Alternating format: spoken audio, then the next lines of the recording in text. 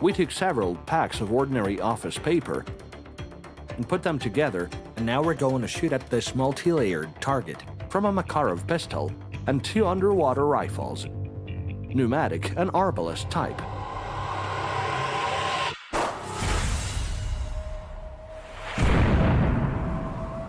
The bullet from the Makarov pistol easily penetrates paper, but fails to go through all 3 packs.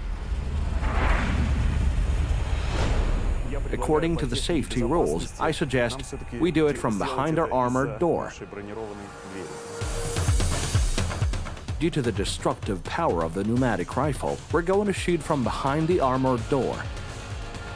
We'll take the fastening line from the harpoon in advance. Even considering these precautions, we strongly advise you not to repeat such experiments on your own. They're dangerous for life.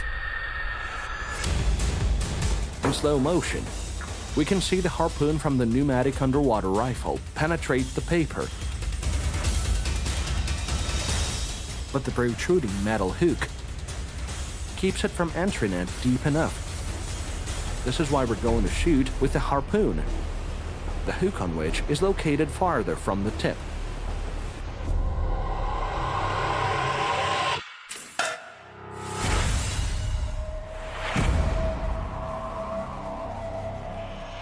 The harpoon from the arbalist easily penetrates the paper for quite a great depth.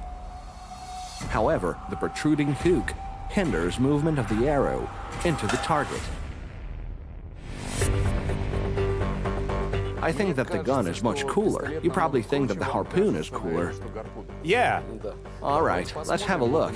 Here we have a bullet hole and 2 harpoon holes. 2 harpoon holes. Let us open our catalog.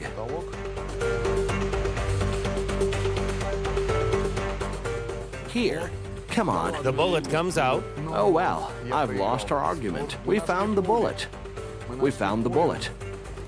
Here it is. Let us show it to the camera. Let's read. Let's read this book. All right. Well, look, this harpoon. It's stuck.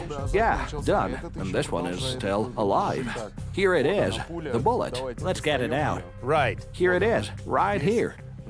A real shooting bullet. All right. So what's the conclusion, Pavel? The kinetic energy of the harpoon is higher than the kinetic energy of a firearm bullet. We've made sure that the misconception about an underwater rifle being a harmless toy is very dangerous. You should be very careful with an underwater weapon. Perhaps even more so than with a firearm.